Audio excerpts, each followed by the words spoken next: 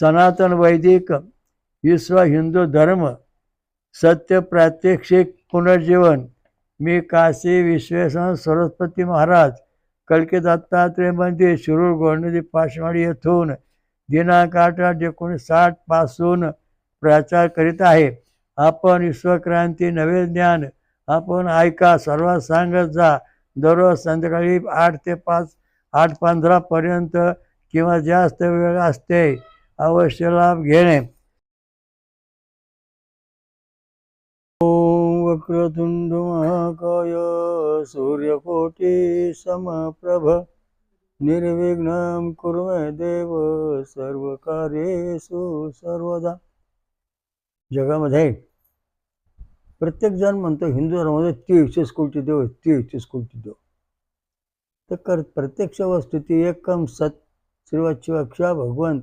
ओम सहस्र शीर्षा सहस्राक्षा सहस्रशीर्षा पुरुषः सहस्राक्षा सहस्रपाद सहमूर्त्या दशांगुलम हा परमेश्वर आहे आणि हा एकच आहे। याच्यापासून ज्या विभूती तयार झाल्या त्या विभूतीपासून 33 प्रकार गणण्यात आलेले आहेत। त्याचं आपण आता पुढं पाहू।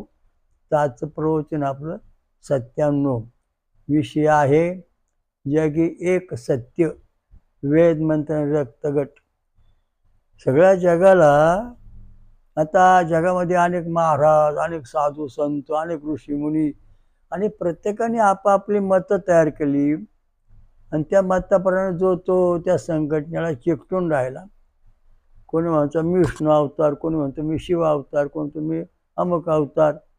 अशा दृष्टीने सगळे पांगापांगाने विभागणी झालेली आहे आणि त्यामुळं सत्य जे आहे ते दडून राहिलेलं आहे।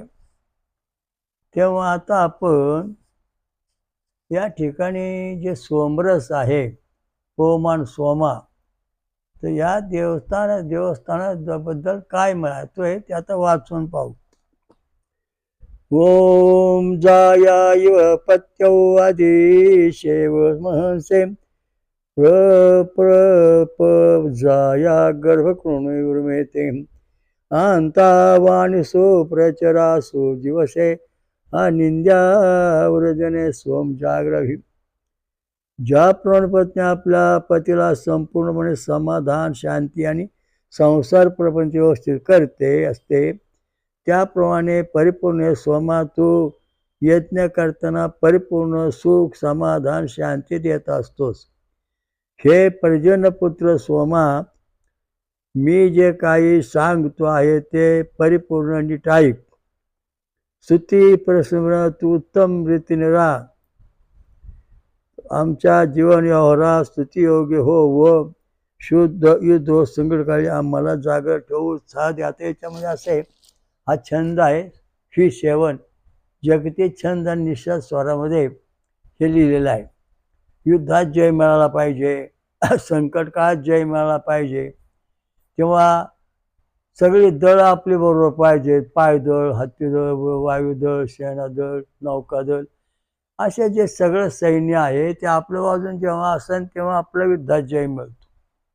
तशा प्रकारचे आपल्या शरीराचे व्होल्टेज आहेत 7 व्होल्टेज। पण व्होल्टेज 1 to 6 म्हणजे 6 झाले शरीरामधले आणि 6 व्होल्टेज जेव्हा एकत्र येतील तेव्हा 7व्या व्होल्टेजमध्ये वेद छंदो काळीगाम प्रकट होतो। हे आपण संशोधन करून जगात प्रथम आणलेलं आहे।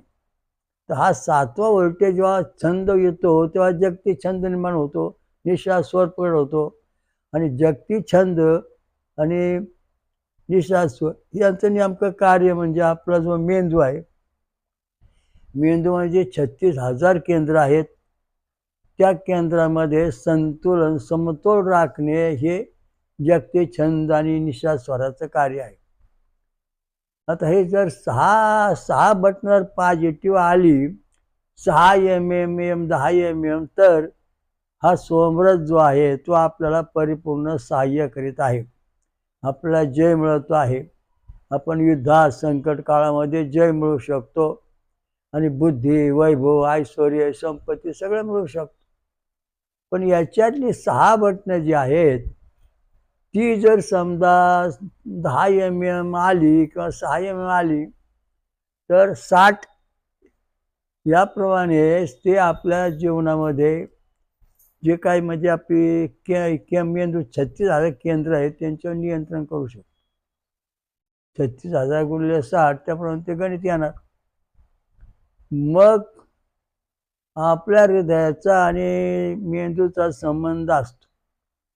हृदय बंद पडलं तर मेंदू काही करू शकत नाही, आणि मेंदू कार्य करीत नसेल तर हृदयात त्या उत्तेजन देऊन कार्य करायला लावतो. हा महत्वाचा मुद्दा आहे. तर ही जी गुंतागुंत आहे ही फार महत्वाची आहे. आणि सांगायला महत्वाचा मुद्दा म्हणजे हा जो परमसर्वम सहज शीर्षा पुरुषा याच्यापासून ब्रह्मदेव प्रकट झाला, आणि ब्रह्मदेवाने 4 तोंड ब्रह्मदेवाला 4 दिशेला पाहिलं. ही 4 तोंड म्हणजे 4 रक्तगट आहेत. ए बी ओ ए आणि बी ही ब्रह्मदेवाने 4 रक्तगट ब्रह्मदेवापासून निर्माण झालेले आहेत. 4 तोंड म्हणजे का 4 तोंड का? जगाने काय शोधलं? 4 रक्तगट शोधले, ए बी ओ ए आणि बी. ते 4 रक्तगट शोधल्यानंतर हे जगाने 4 रक्तगट शोधले. मग पुराणामध्ये सांगले, शिवपुराणामध्ये आकारस्य ब्रह्मा उकारस्य विष्णू मकार सुरदार्ध मात्रास्य प्रकाशानाधा. म्हणजे आकारामध्ये ओम अंटीजन गणपती, उकारामध्ये सुदर्शन चक्र विष्णूचं ओम अंटीजन, आणि ये मध्ये म मध्ये शिवलिंग शंकराचं ओम अंटीजन, बी मध्ये सूर्याग्निचक्र सूर्याचं ओम अंटीजन आहे. अंटीजन म्हणजे परमात्माचं स्वरूप, जीवाचं स्वरूप, आत्माचं स्वरूप, आपल्या शरीराचं पूर्ण स्वरूप काय आहे ते त्याच्यामध्ये सापडलं आहे. तर मग ह्या जो गट आहे ह्या 6 बटणं जर पॉझिटिव्ह आली तर 7वं बटन तयार होतं, 7वा वेळ छंद काढीव, आणि मग आपल्या मेंदूमधली सगळी केंद्र चालतात. आता उदाहरणार्थ तुमचे 3 व्होल्टेज निगेटिव्ह आहेत, 3 व्होल्टेज पॉझिटिव्ह आहेत, तर तुमच्या मेंदूचे 18 केंद्र चालणार. त्यावेळेला तुम्हाला फक्त ज्ञान, खाऊन पिऊन थोडं फिरणार, राहणार, खाणार व्यवस्थित, बाकीचं कुठलंही ज्ञान कधी होणार नाही किंवा त्याच्यावर तुम्हाला आस्था पण असणार नाही. आणि त्यामुळं तुम्हाला देवधर्म करला जरी केला तर त्याचा काय उपयोग होत नाही, कारण ते 3 निगेटिव्ह झाली आणि 3 पॉझिटिव्ह आहेत.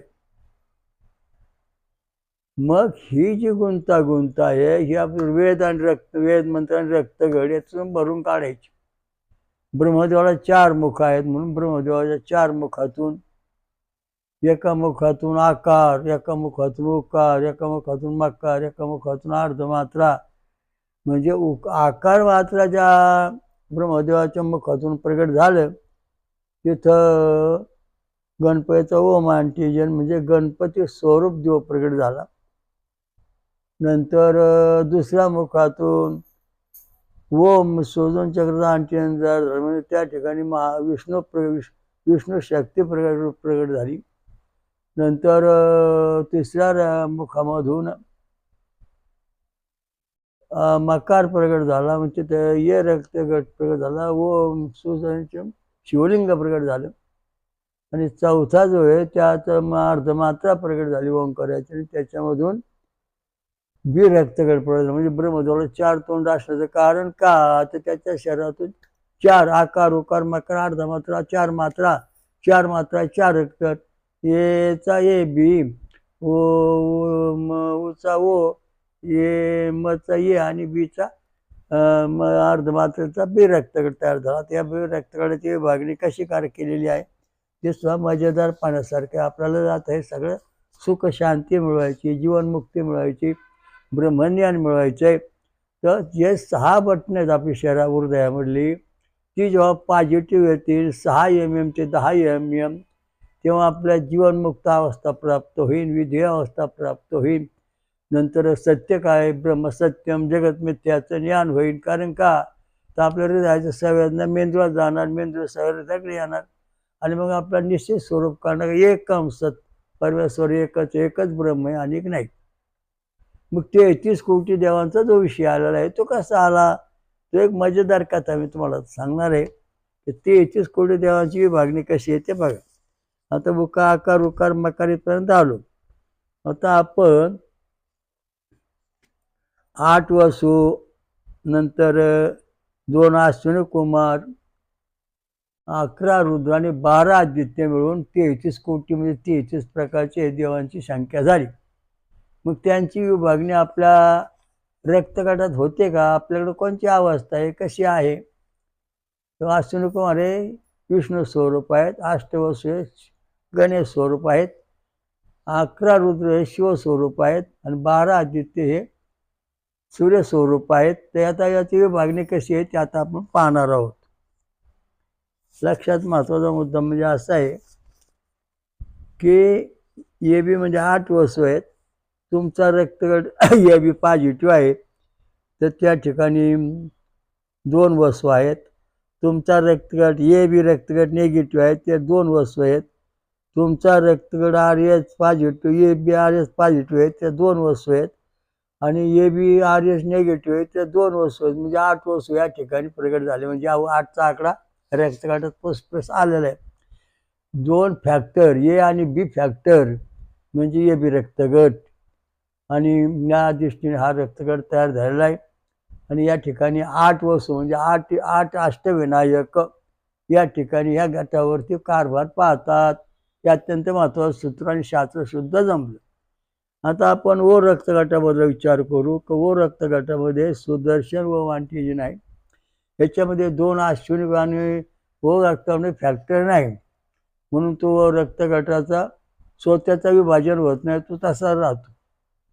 आता ए बी पासून ए बी पासून ए होईल बी होईल तसा इथं होत नाही. इथं हा तसाच राहतो ओ गट आणि याचा प्रश्न याचे फॅक्टर नाही. मग याच्यामध्ये काय आहे? 2 अश्विनी कुमार विष्णू स्वरूप 2 अश्विनी कुमार आहेत. तेव्हा आता तुमचा रक्त समजा ओ आर एचचं ओ पॉझिटिव्ह असेल तर 1/2 अश्विनी कुमार, ओ निगेटिव्ह असेल तर 1/2 Ashwini Kumar, O R H positive असेल तर 1/2 अश्विनी कुमार. रक्तगट तुमचा जर ओ आर एच निगेटिव्ह असेल तर 1/2 अश्विनी कुमार म्हणजे बरोबर 2 अश्विनी कुमारांची बेरीज आलेली आहे. म्हणजे ओ रक्तगटामध्ये 2 अश्विनी कुमार आज पॉझिटिव्ह निगेटिव्ह म्हणजे काम करतात. तर तुमच्या गटामध्ये आता तुमचा गट कोणता आहे? समजा ओ आर एचा निगेटिव्ह आहे तर तुमच्यामध्ये 1/2 अश्विनी कुमार काम करतो आहे. म्हणजे एक अश्विनी कुमार आहे तो 2 घटक निरीक्षण करतो. अशा दृष्टीने या ठिकाणी तुम्हाला 2 अश्विनी कुमारांची बेरीज या ठिकाणी आलेली आहे. म्हणजे इथं 2 अश्विनी कुमार आहेत म्हणजे 8 आणि 2 10 देव तयार 2 कोटी झाले 10 कोटी झाले. आता ओ रक्तगट आहे तुमचा ओ रक्तगट झालेले आहेत. तर आता आपण ए रक्तगटाचा प्रश्न इथं 11 रुद्र आहेत म्हणजे 11 शंकराचे 11 रुद्र प्रकार आहेत. तर या ठिकाणी जर तुमचा रक्तगट ए पॉझिटिव्ह असेल तर 2 रुद्र आहेत. बी पॉझिटिव्ह असेल तर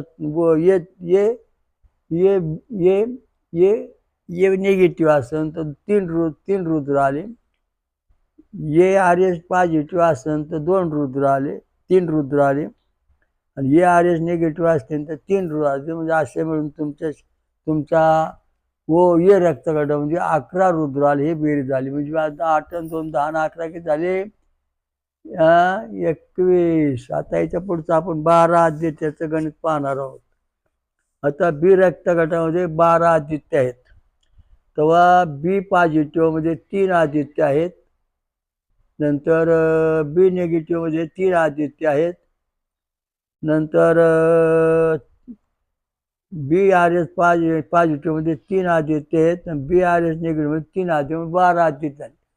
सगळे म्हणून 33 कोटी देव त्या 4 रक्तगटामध्ये कार्य करतात.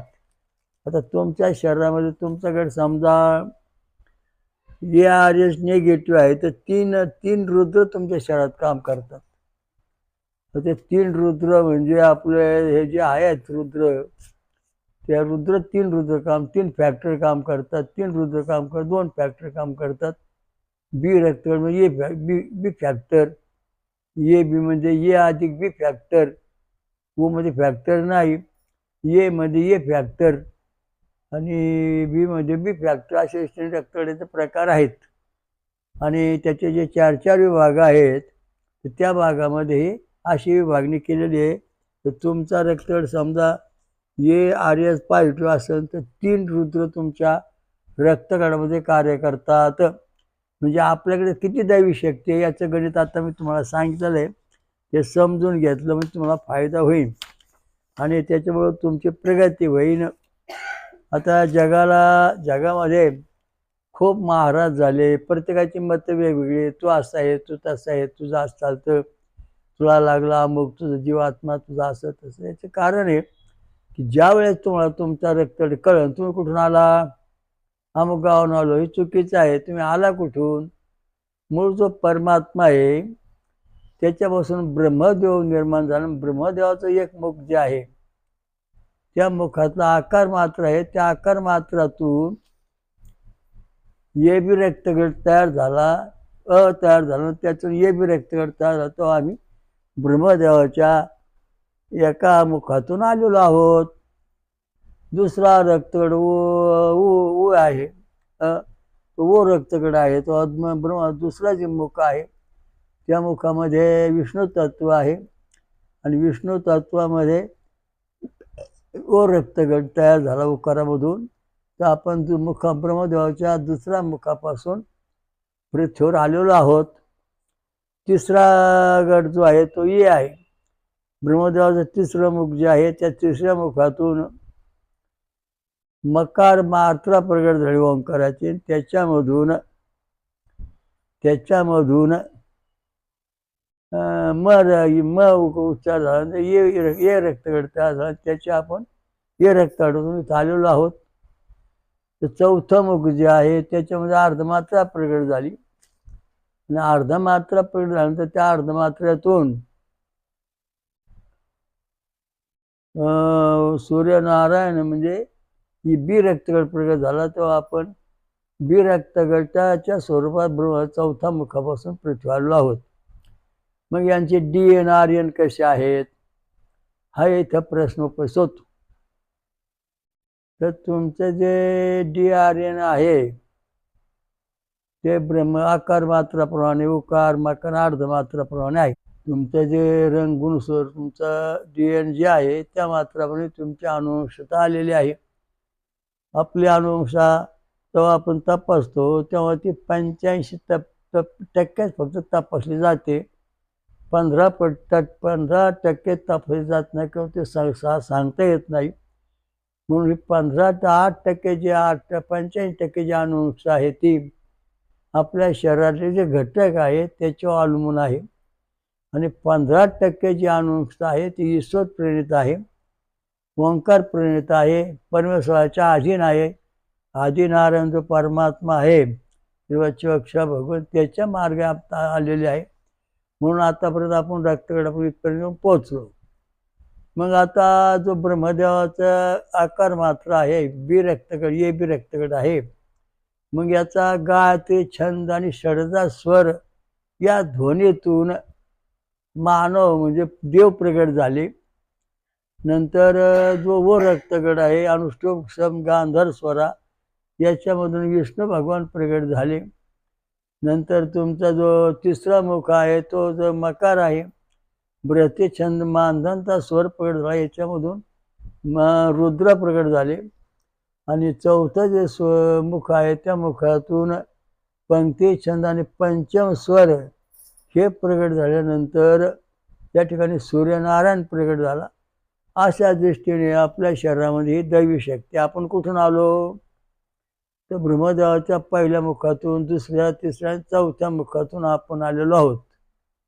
त्या मुखाच्या पासून आपली अनुवंशता जशी तशी शरीरात आलेली आहे. म्हणजे कशी आपल्या शरीरामध्ये ते ओम आयो त्रिशतम तना सनदमहे तरस्य म्हणजे धावती. तर आपल्या शरीरामध्ये 30,000 सुख आहेत. म्हणजे परमेश्वराकडून 30,000 जे जणूक किंवा सुख ते ब्रह्मदेवाकडे आली आणि त्या ब्रह्मदेवाकडून 30,000 सुख किंवा जणूक ह्या प्रत्येक रक्तगटात आलेले आहेत किंवा देवलोकात आलेले आहेत. आणि मग या गणपतीपासून जी 30,000 सुख आहेत ती रक्तगट ए बी झाल्यानंतर पॉझिटिव्ह निगेटिव्ह आर एस पडणार निगेटिव्ह यांच्यामध्ये 30,000 सुख जशी तशी आलेली आहेत. अशा दृष्टीने हा वंश ए रक्तगटाचा आलेला आहे. आता ओ रक्तगट आहे ए बी मधला रक्तगट. आता ओ रक्तगटाचा प्रश्न. ओ रक्तगट जो आहे इथं विष्णू रुद्र आहे, विष्णू शक्ती आहे. या शक्ती विष्णू अश्विनी कुमार अशी शक्ती आहे. तर तिथं 30,000 सुख किंवा 30,000 जणुक जसे तसे आलेले आहेत. त्याची पुन्हा 4 विभागणी झाली. पॉझिटिव्हमध्ये 30,000 ओ पॉझिटिव्ह 30,000 सुख, ओ निगेटिव्ह 30,000 सुख, नंतर ओ आर एस पॉझिटिव्ह 30,000 सुख आणि ओ आर एस निगेटिव्ह 30,000 जणुक आणि सुख जशी तशी आपल्याकडे आलेले आहेत. आता हे रक्तगटामध्ये रुद्रशक्ती, रुद्राकडे 30,000 सुख जणुक जसे तसे ब्रह्मदेवाकडून, परमेश्वराकडून, ब्रह्मदेवाकडून देवलोकात आणि देवलोकाकडून मानवाकडे आलेली आहे. तर त्याचा गट असा 30,000 सुख आली. तर ये पॉझिटिव्ह 30,000 सुख, ये निगेटिव्ह 30,000 सुख, ये आर एस पॉझिटिव्ह 30,000 सुख, ये आर एस निगेटिव्ह 30,000 सुख, म्हणजे जणुक जशी तशी आपल्या शरीरात आलेली आहेत. आता पुढचा जो आहे तो बी रक्तगट आहे. त्या बी रक्तगट जो सूर्यनारायणाला यांच्यामध्ये 30,000 सुख आलेले आहेत. ती सुख 4 गटात विभागली गेली. पॉझिटिव्हमध्ये 30,000 सुख जणुक, बी पॉझिटिव्ह 30,000 सुख जणुक, नंतर ये बी निगेटिव्ह 30,000 सुख जणुक, नंतर ये बी आर एस पॉझिटिव्ह 30,000 जणुक सुख आणि बी आर एस निगेटिव्ह 30,000 सुख जणुक आपल्या मानवी शरीरात जसे तसे आलेले आहेत. म्हणजे 33 कोटी देवाची जी वस्थिती आहे ती प्रत्येक मानवा म्हणजे विशेष प्रकारे आलेली आहे. तर या ठिकाणी ए बी रक्तगटात गणेशाची शक्ती आली, ओ रक्ताणू विष्णू शक्ती आली, ए मध्ये शिवशक्ती आली शंकराची, बी मध्ये सूर्याग्नी शक्ती प्रकट झालेली आहे. म्हणजे आपल्या शरीरामध्ये अशी वंश परंपरा आता इथपर्यंत आपण आणली. अनुवंशिकता DNA आपले जसे तसे आलेले आहेत. मग आपल्या शरीरामध्ये हे आल्यानंतर प्रत्येकाचं कार्य विभागणी सुरू होते. रिद्धी सिद्धी गणपतीकडून प्राप्त होते. वो रक्तगट ये बी रक्तगट जे आहे ये positive negative R S negative आहे तर त्यांना गणपतीची रिद्धी सिद्धी जशी तशी प्रसन्न होते. वो गटवाल्याला विष्णू रिद्धी सिद्धी प्रसन्न होते.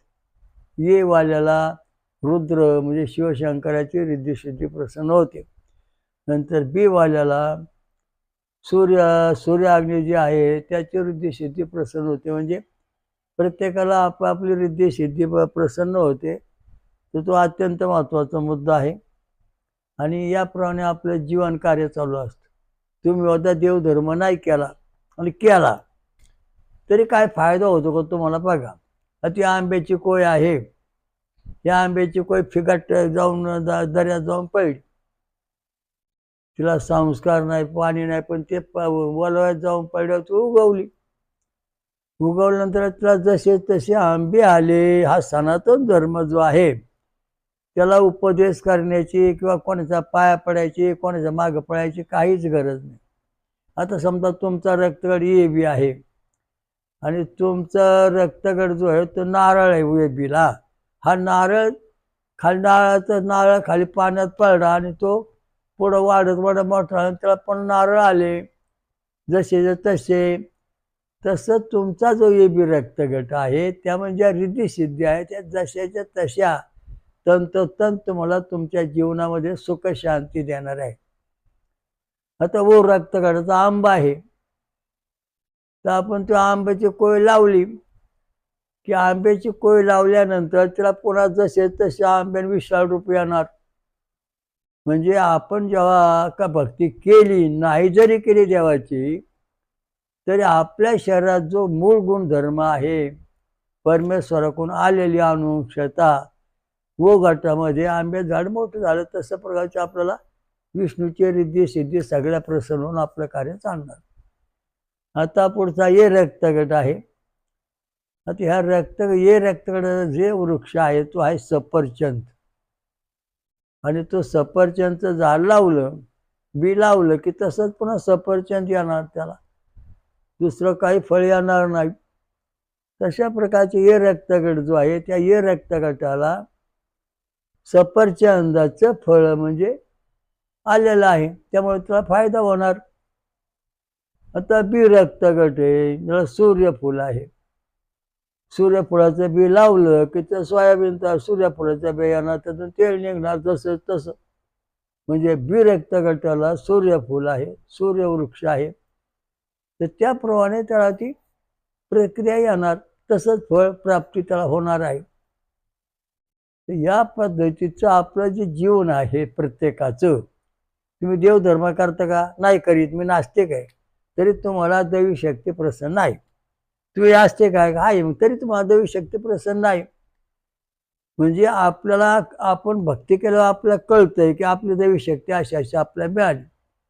आणि आपण भक्ती न करताना सुद्धा आपल्याला काहीतरी सामर्थ्य आपण बोलतोय अशी शक्ती कळते. म्हणजे तुम्ही जगामध्ये कोणी नास्तिक नाही, सगळे आस्तिक आहेत.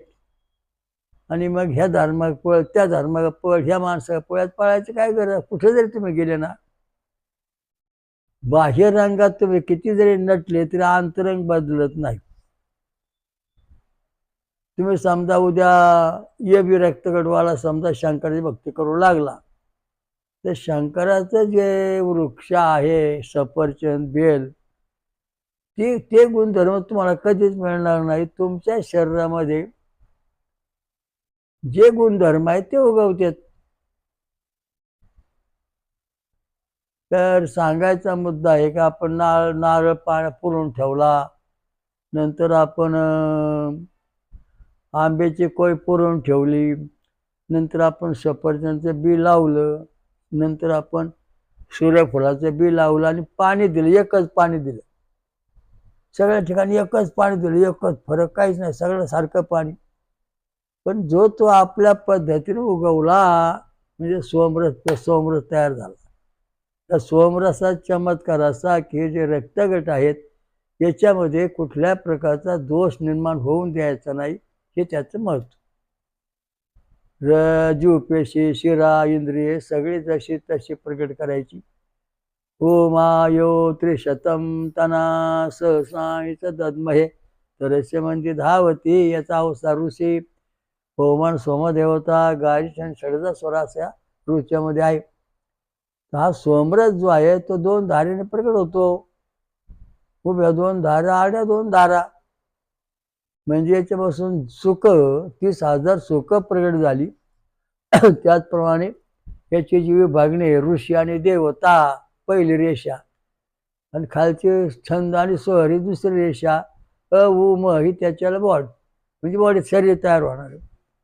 आणि विज्ञानामध्ये ए टी पहिली रेषा, शी जी दुसरी रेषा, अ H O H, H O H ही दुसरी रेषा. हिच्यामध्ये 30,000 सुखांचं जणूक म्हणजे सुख जशी तशी प्रत्येकाच्या रक्तगटामध्ये आलेले आहेत.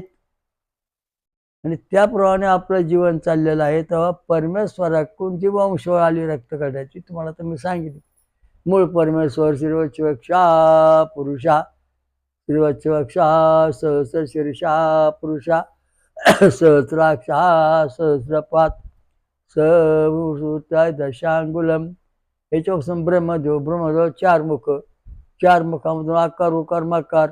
आता ये रक्तगट जो आहे त्याचा छंद गायत्री छंद आणि षडजा स्वर म्हणजे 24 अक्षराचा ध्वनी याच्यामध्ये प्रकट झाला. नंतर जो ओ रक्त आहे त्याचा छंद अनुष्टुप छंद गांधार स्वरा, इथं 32 अक्षराचा छंद स्वर संवेदना निर्माण झाल्या.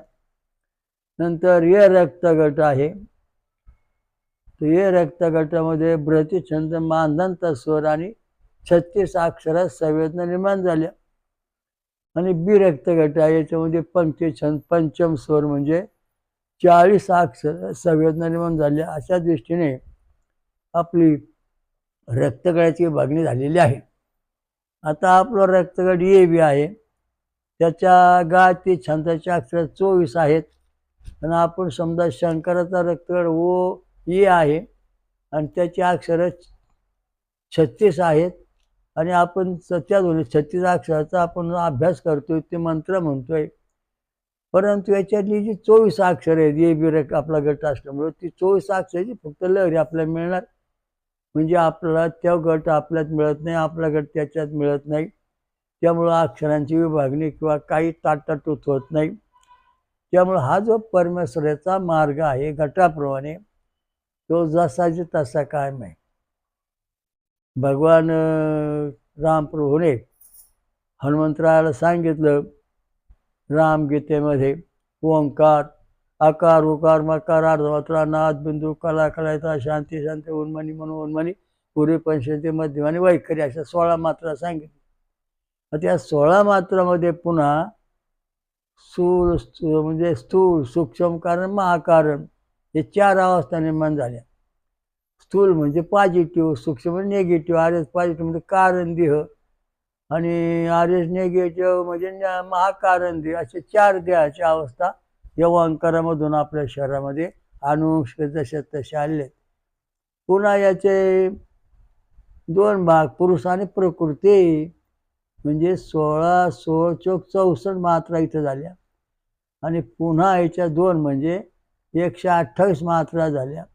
आणि पुन्हा त्याच्या सगुण निर्गुण अशा 2 मात्रा म्हणजे 256 मात्राच्या ज्या संवेदना आहेत त्या आपल्या शरीरात प्रत्येकाच ठिकाणी अनुष्का जशीची तशी आलेली आहे.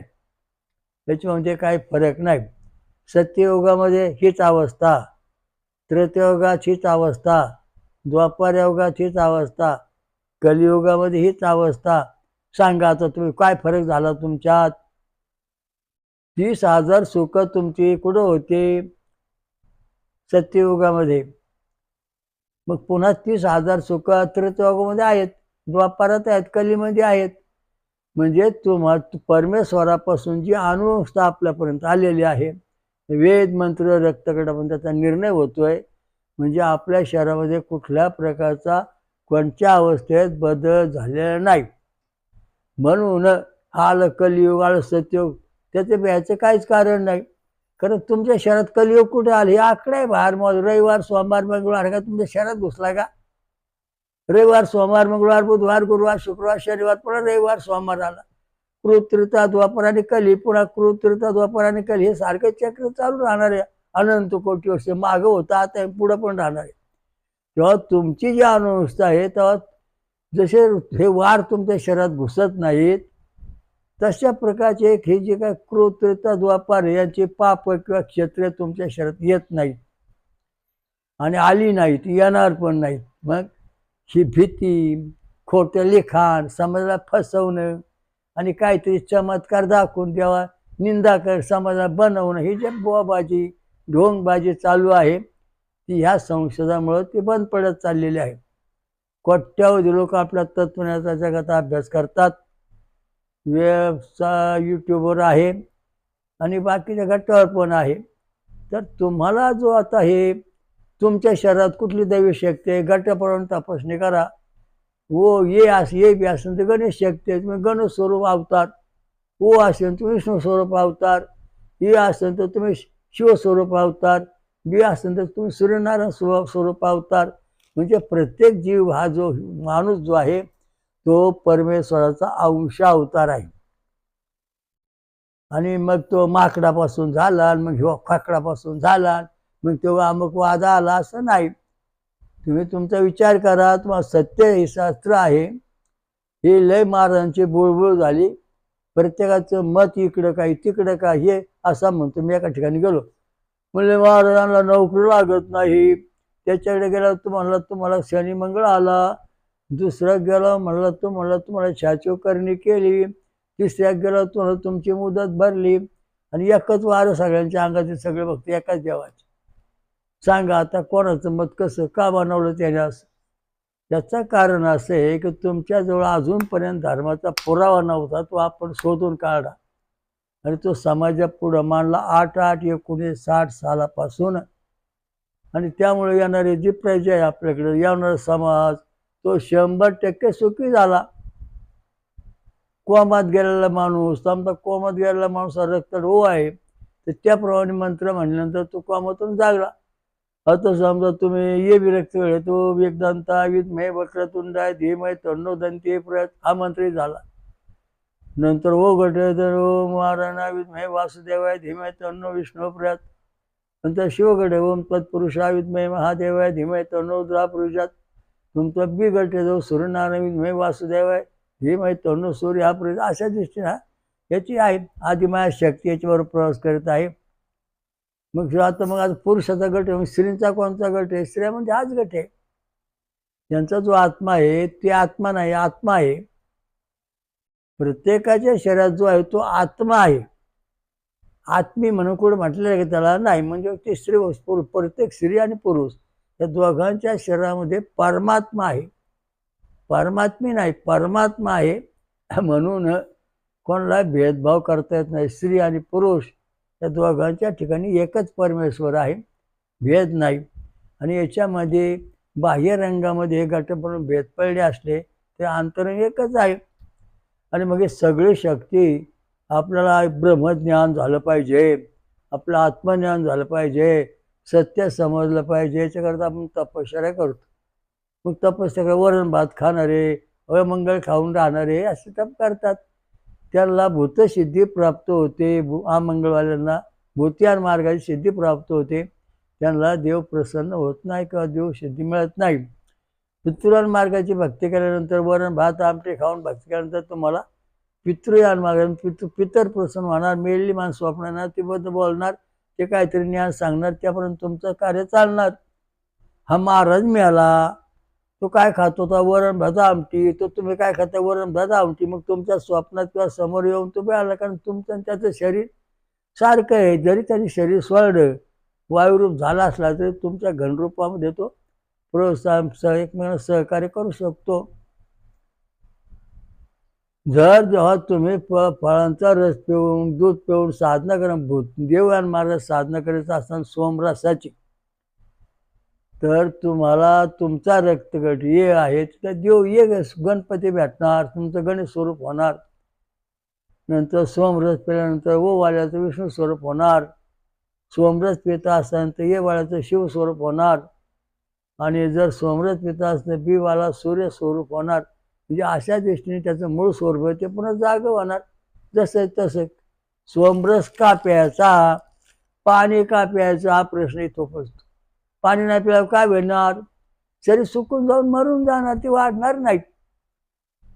तसं सोमरस प्यायल्यानंतर जसं आपण झाडाला पाणी, नारळ, आंबा, सफरचंद आणि सूर्यफूल लावून पाणी दिलं, तर सगळ्यांची झाडं जशी तशी एका पाण्यातून वर आली, म्हणजे हा सोमरस. तसं आपण प्रत्येकजण सोमरस प्यायल्यानंतर जो फळ, नारळाचं पाणी, ऊसाचा रस, फळांचा रस, आमरस, हे जे आहे सोमरसाचे गुणधर्म, असे बरेच सोमरस आहेत. प्रत्येक फळापासून एक सोमरस तयार होतो. चिक्कू सोमरस, मोसंबी सोमरस, संत्रे सोमरस, जसं ज्यूस आहे सगळे, अन्न सोमरस, पपई सोमरस, अशा दृष्टीने सोमरसाचे जवळजवळ हजारो प्रकार आहेत.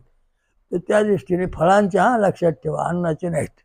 कारण इथं देव कुठेही अन्न खाल्लेले देवाला कुठेही दाखवलेलं नाही.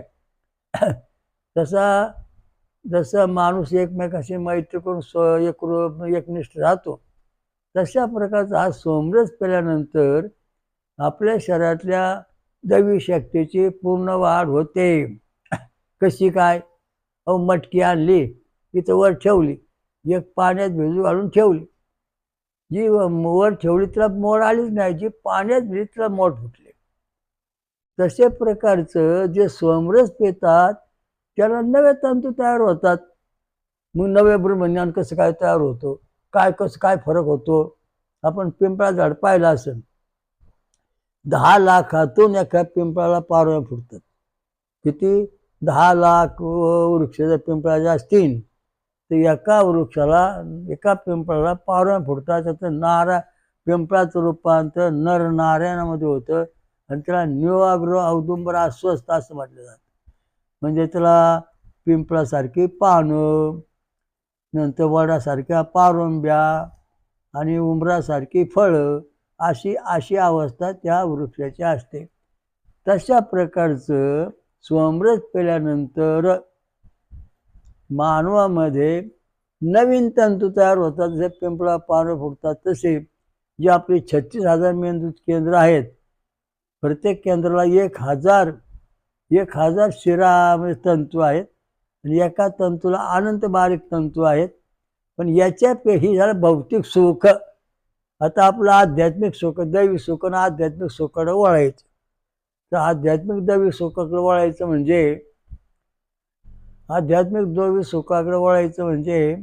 आपल्या शरीराच्या मेंदूच्या केंद्रामध्ये नवीन मज्जातंतू पिंपळाच्या पारंब्यासारखा नवीन प्रगट होईन. तेव्हा आपल्याला आपला जो मूळ परमेश्वर आहे श्री वच्छिवाक्षा भगवंत ओम सहस्र शीर्षः पुरुषः सहस्राक्षा सहस्रपात समृत्या दशांगुलम, मग आपल्या लहरी ब्रह्मदेवाकडून आपल्या लहरी मूळ परमेश्वराकडे जाऊन आपल्याला त्याचं साक्षांत दर्शन होतं की आपण मूळ स्वरूप आपलं काय आहे, आपण मूळ स्वरूपात कुठून आलो, कुठं जाणार आहोत, आपण ब्रह्म आहोत, आपल्यामध्ये ब्रह्मतत्व आहे. आणि मग आपण तिथपर्यंत फळ जाणार. म्हणजे आपण इथून निघालो, आपलं गोत्र अमुक, मग त्या गोत्रातून ब्रह्मदेवाकडून मग तसंच आपण प्रत्यक्ष परमेश्वराकडे म्हणजे सहस्र शीर्षा पुरुषा परमेश्वराकडे जाणार. आणि तिथे मग आपल्याला ब्रह्मस्थितीत जायचं का मुक्ती देवाशी एकरूप व्हायचे तिथं ठरलं जातं. तिथं काय ठरलं जात नाही. म्हणून तो ईश्वर, तो परमेश्वर आहे आणि प्रत्येक जीवामध्ये परमेश्वराचा अंश आलेला आहे. आणि तो अंश आल्यानंतर त्या अंशातून वेद मंत्र रक्तगटामध्ये आपल्याला आपल्या शरीरामध्ये परमेश्वराकडून आपण कुठून आलो, परमेश्वराकडून आलो. म्हणजे परमेश्वराकडून आलो म्हणजे आपण गणेश स्वरूप झालो, विष्णू स्वरूप झालो, शिवस्वरूप झालो, सूर्य स्वरूप. आणि आता आपण आपल्या मूळ ठिकाणी ब्रह्मदेवाकडे जाणार. ज्या त्या मुखाला मिळून तिथून पुन्हा आपण आपल्या भगवंत जो परमात्मा आहे तिथं जाणार. मग जो एकम सत परमेश्वर आहे, एकम सत पूर्ण ब्रह्म सहस्र शीर्षा पुरुषा त्या देवात मिळून जाणार, त्याशी एकरूप होणार. जशा नद्या वाहत संभ्रमात जाऊन मिळतात तशा प्रकारचं आपण सगळेजण आपल्या गटाप्रमाणे परमेश्वराकडे जाऊन मिळू. जर आपला गट आपले छंद आणि स्वरानुकूल आहे तरच आपण त्या नद्या जशा वाहत समुद्रात मिळतात तशा प्रकारचा आपला जो छंद आणि स्वर आहे, गणपतीचा गाडी छंद षडजा स्वर हा, विष्णूचा अनुष्टुप चंदन गांधर स्वर हा, नंतर शंकराचा ब्रचन स्वर हा, नंतर सूर्याचा पंचम स्वर हा. या स्वराचं शरीर धारण करून आपण तसे जाऊ शकत नाही. 24, 32, 36, 48 समजा तुमचा रक्त ए आहे तर तुमचं शरीरामध्ये शरीर जे आहे ते 36 संवेदनाचं आहे. 36 प्रति छंदमांधन स्वराचं आहे. या स्वरूपाचं शरीर तयार होऊन तुमचं मग या स्वरूपात झाल्यानंतर आपण ठिकाणी जाऊन पोहोचू, तसं पोहोचू शकत नाही. म्हणून म्हटलंय देवाच्या द्वारी उभाक्षानं भरी तेने मुक्तीचारी साधिले हरी, असं कोण म्हणलं? संत श्री ज्ञानेश्वर महाराज. तर ह्या 4 मुक्ती म्हणजे या 4 ठिकाणी या परमेश्वराकडे जाण्याच्या वाटा. आपण जसं तरी तुम्ही देवधर्म नाही केला ना काय हरकत नाही, पण तुम्ही जेव्हा तुमचं आचरण शुद्ध ठेवता तेव्हा याची वाढ होणार. आचरण जवळ अशुद्ध आहे, किती देवधर्म केला तर त्या पिंपळाला पारंब्याला किती पाणी घातलं पारंब्या फुटत नाहीत. जेव्हा शुद्ध प्रकारचं ते पाणी जल मिळेल गंगेचं जल सारखं तेव्हा त्या पिंपळा पारंब्या फुटतात. तसं तुम्हाला सोमरस पेल्यानंतर तुमच्या शरीरामध्ये नवीन तंतू तयार होऊन मग तुम्हाला ईश्वर प्राप्ती देव स्वरूप होतं. तसं होत नाही. नास्तिक आस्तिक तुम्ही कोणी असला तरी तुमच्या शरीरामध्ये पिंपळाला पानं फुटते तसं तुमच्या मेंदूमधल्या ज्ञान केंद्राला तंतू नवे फुटले पाहिजेत, नवीन तंतू आले पाहिजेत, मटकीच्या मोडासारखे पोर फुटले पाहिजेत, तेव्हा तुम्हाला ब्रह्मज्ञान आत्मसाक्षात्कार ईश्वर प्राप्ती होईल. तशी होत नाही. म्हणून आपल्याला दररोज सोमरस प्यायला पाहिजे, सोमरस साधना केली पाहिजे. नारळाचं पाणी, उसाचा रस, फळांचा रस, आमरस, साबुदाण्याची खीर, असं कुठलं तरी एका प्रकारचं सोमरस रोज प्यायला पाहिजे. कुठलं तरी एक फळ खाल्लं पाहिजे, म्हणजे आपल्या शरीरामध्ये सोमरस औषध टिकून राहील. मग आपण परमेश्वराकडे जाण्याकडे सक्षम होऊ.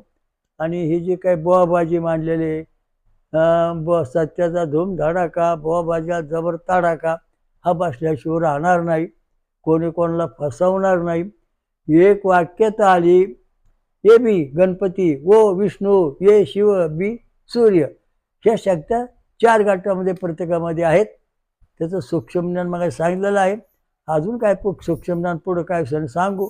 तर सांगायचा मुद्दा असा आहे की ह्या बोवाबाजीच्या ताडायकाची तिकडं गुण येईल, तिथं आलं गुण ये, पळापळी मारा, असं मुळीच घडणार नाही. प्रत्येक माणसामध्ये ईश्वर या पूर्ण शक्ती आहे. तेव्हा कुठल्या माणसाला न मानताना मूळ जो परमेश्वर आहे, श्रीवत शिवक्षा भगवंत, ओम सहस्र शीर्षा सहस्राक्षरपात वृत्या दशांगुळ्याला मानायचं. याला आपण शरण जाऊ, तेव्हा आपल्याला सुख शांती समाधान मिळेल.